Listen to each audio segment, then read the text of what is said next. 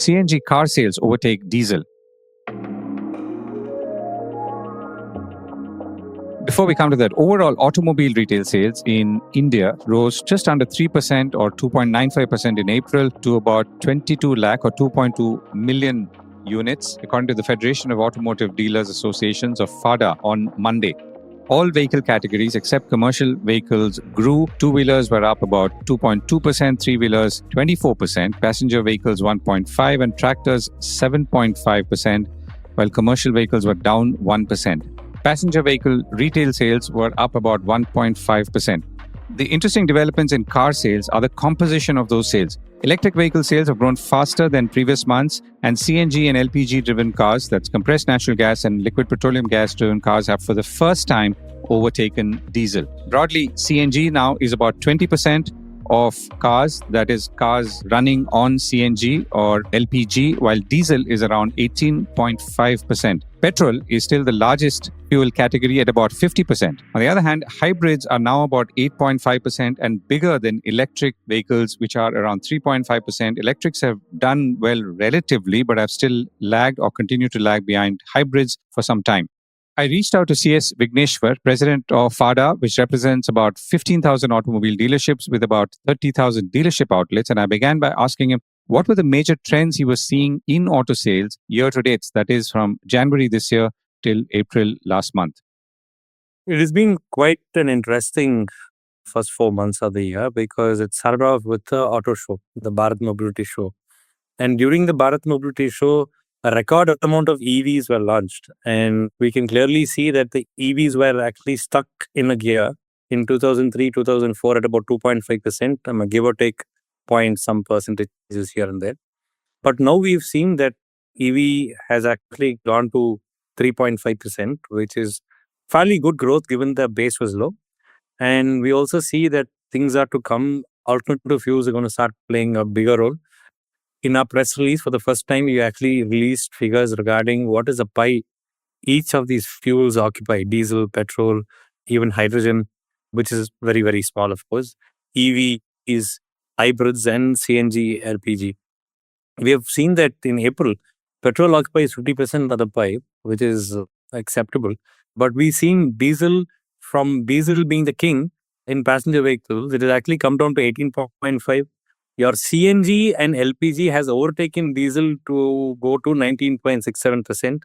The hybrid versus EV, the war, EVs remain 3.5%, which is a good growth given they were at 2.5% for 2 years. But hybrids are at 8.4% of the pie. So I think the ambition of the government to reduce dependence on petrol and diesel is working quite well, because a combined hybrid EV and CNG LPG market share has gone as high as 30% right now. So which is a good thing. More and more customers are expecting such alternative fuel vehicles, and more OEMs are also responding right now. Whether it is hybrids, EVs, whether it is LPG or CNG, more and more manufacturers are coming into this. And I wouldn't be very surprised to see in the next few years this combined pie going past 50%. Fuel breakup that you just gave, that's only for passenger cars or is it for all vehicles? It is only for passenger cars. Likewise, in two-wheelers, it is 94% petrol, about 5.4% EV. When you look at three-wheelers, it is 63% EV, 11% diesel. So then CNG is about 26%.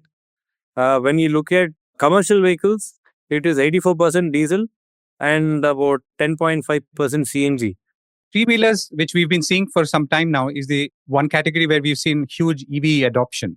So this is going to continue to happen. The last mile delivery, e-commerce is becoming a bigger and bigger direction where customers they don't want to go and shop. They would rather sit and order things from the comfort of their homes on their electronic devices. So this is going to become a bigger thing to contend with. But one thing very interesting, which you also need to talk about, we talk about pollution from different forms of in the industry, different industries in the economy giving different pollution. We also need to go and check the pollution levels which are coming off these packages, these last mile deliveries. Very, very interesting to watch. As something perhaps we can not avoid completely, but is a way where we can bundle these packages. All these things would perhaps, from the plastic point of view, On the consumer side, how are you seeing demand? I mean, for example, let's say how many people are taking loans to buy their cars, or rather, is there any shift in that number that you're seeing? And overall consumer sentiment, and what kind of models are they buying more of? So regarding the buy of finances, it keeps changing according to the industry, according to the north, south, east, west of India. There's a slight change in it. But however, we've been seeing in the last couple of months that banks and financial institutions are becoming more stringent and tighter with their lending. We're also seeing that time when we introduce a customer to the banker and when the banker pays us is becoming longer, more loan rejections are happening. Apart from that, another thing we are noticing is that banks and financial institutions are asking for more and more documents to process. So this is a small impediment to growth. Of course, the RBI also looking at to bring more liquidity into the market. So all these things will help. The market, when you look at it, we are seeing the premiumization of the two-wheeler market. More and more customers want the premium products. We're also seeing that in the commercial vehicle segment, a lot of the middle size vehicles are becoming less and less sold. Either people are graduating to smaller vehicles or to extremely large ton vehicles. When you look at the passenger vehicle segment, it's again quite interesting there. We have been having a lot of EVs which have come into the play, and alternative fuels are pushing, hybrids are pushing. So we are finding that this is quite interesting, and we are seeing that the rural markets in any segment is playing a bigger role compared to what was 2 years ago, compared to what is happening in urban. In the urban areas, we are seeing that the cost of the vehicle has gone up multifold compared to the salaries of the urban customer. So there is a lot of pain there, which probably all of us need to work on. Right. Thank you so much for joining me. Thank you. Take care, coach.